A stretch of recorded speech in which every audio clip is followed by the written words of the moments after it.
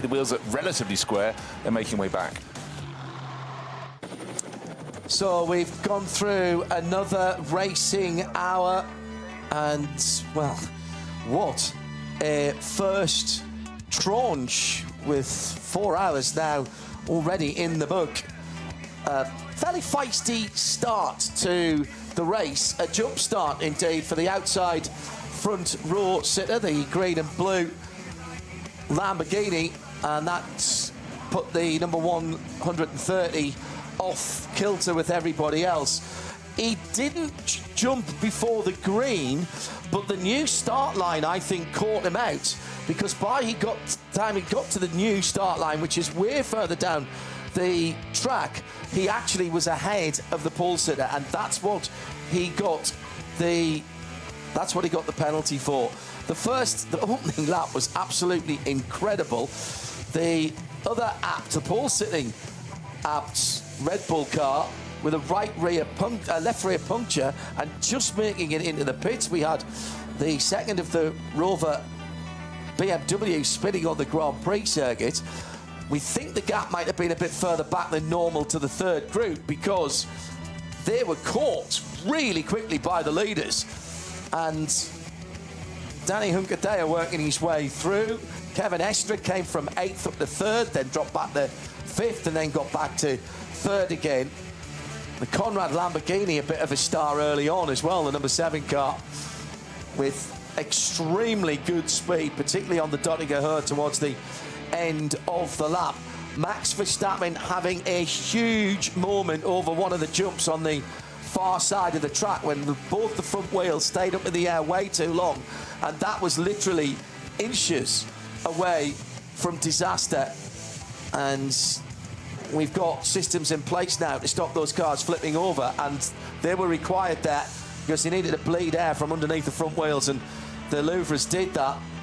And oh my goodness me, what a run for the 4-time world champion. Car got into the lead and he stayed in it for a second stint, and as we've just heard him saying, the double stint wasn't too difficult for him because of the traffic in the yellows. Then the big moment for the number 75 Audi, the AT1 leader, a puncture, right rear puncture, coming into one of the fastest corners on the circuit at the top of the hill.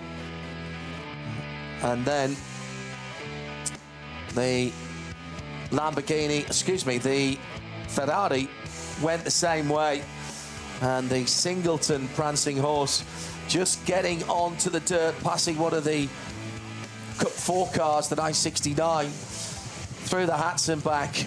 And we've seen a number of people struggling there. As soon as you put any wheels off, it has been very, very wet here this week, and the grass is sodden.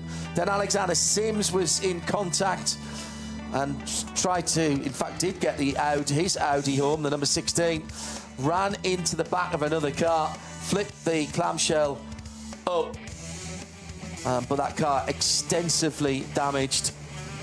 Amazing that he could get it anywhere near back to the pits. The good news is the clamshell bonnet flips up so far and has such a big cutout in it that he didn't even have to try and duck down to see through it. And it didn't break the windscreen either. And that car, as I say, did get back out. It was going through traffic and hit the back of another SP9 car. The BMW M3 Touring 24h has been a big fan hit, and that is leading the SPX category solidly in the top positions. And all of the attention, of course, as you might imagine, when Max Verstappen got into the car, and he's brought that car back in at the end of a double stint in the lead. It still leads in the hands, sorry, it was still leading in the hands of Jules Gounon until a few moments ago, when traffic played a part. 2 big losses at Brunchen. A lazy, slow spin that was rear contact for the GRELLO 911, and Kevin Estre, it looked for a moment like he thought he'd saved it, and then it just went around and he couldn't really understand what had happened. The team, I think, know that their fate, that means they'll have to come back another year if they're going to win. And then Arjun Maini Back end getting away from him, and he nearly caught it, but then went in nose first.